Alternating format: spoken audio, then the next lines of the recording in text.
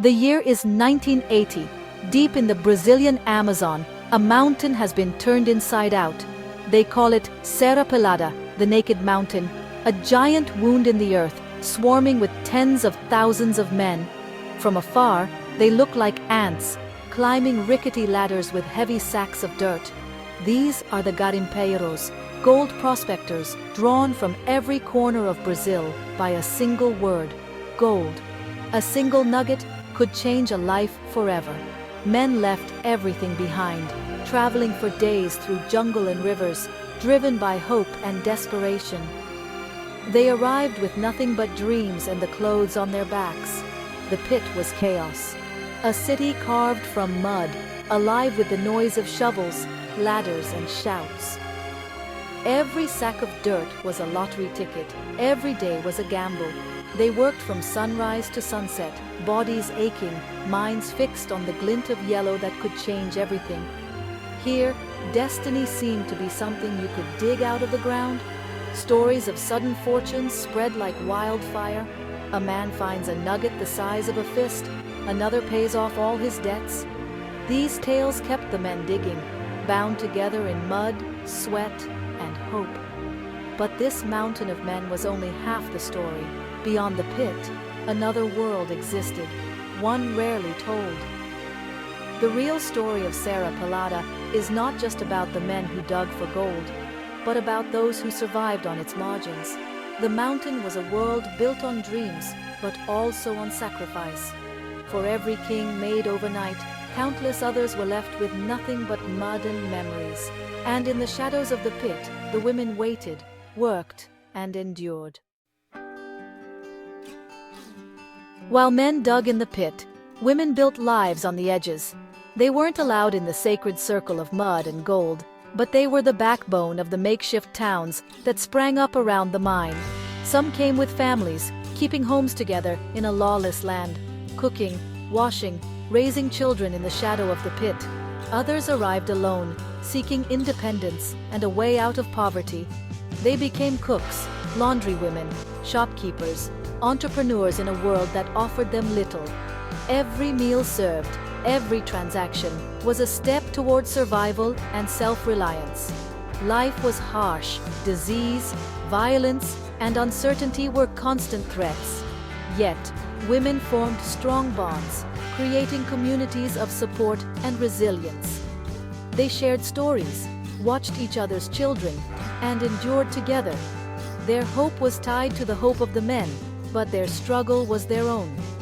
They were the forgotten heart of Serra, building lives from the dust left behind.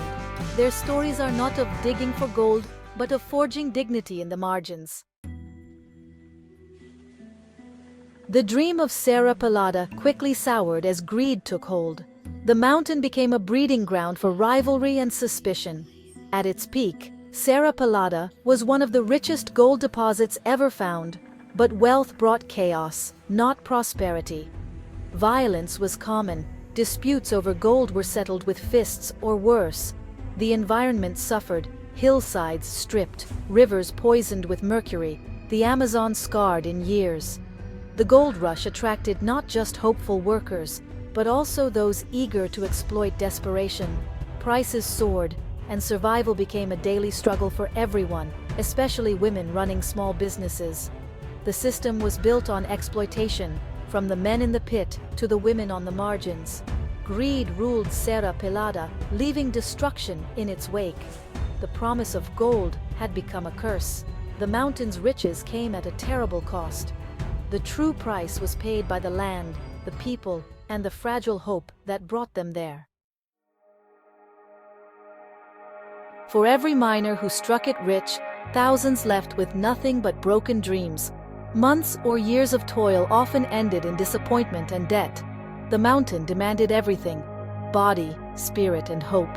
Women watched as hope faded from their families' faces, dreams dissolving into mud. Tragedy was constant: deadly mudslides, collapsing ladders, disease.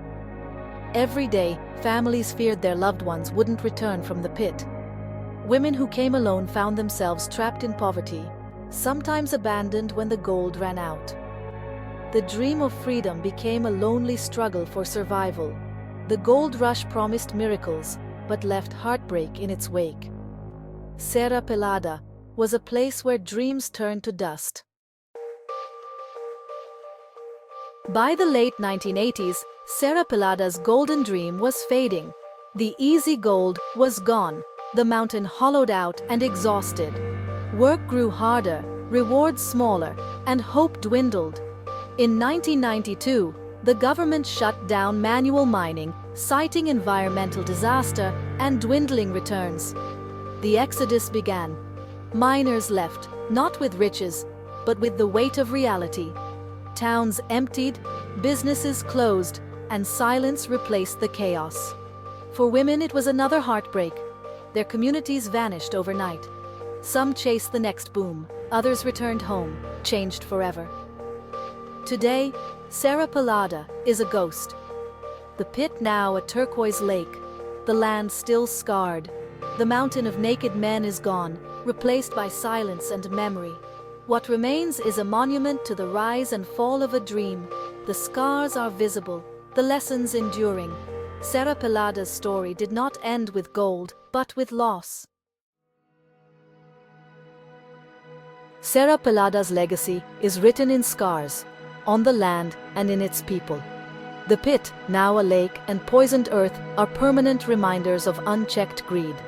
Mercury lingers, the rainforest struggles to recover, and the environment bears the cost. Social scars run deep.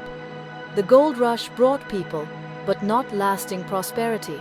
When the gold left, so did the economy, leaving poverty and instability behind. The wealth pulled from the ground built nothing lasting for the community. For women, the scars are personal, memories of hardship, loss, and resilience. Their contributions were essential, yet largely forgotten. Remembering these women completes the story of Serra. Their strength and endurance are a crucial part of its legacy. To forget them is to misunderstand the true human story of the mine. Serra is more than a chapter in Brazil's history. It's a parable about human nature. The mountain revealed both hope and greed, endurance and destruction. Its echoes warn us about the cost of chasing instant wealth. The forgotten women offer a different lesson: resilience, community, and dignity. While men dug for fleeting treasure, women built lasting bonds and support. True wealth is found in human connection, not in gold. Remembering the whole story honors those whose lives were changed forever. Serra asks, what is the true price of gold? The answer is written in scarred earth, broken dreams, and the memories of those who endured. The most precious things are not buried in the ground, but found in how we care for each other and the world.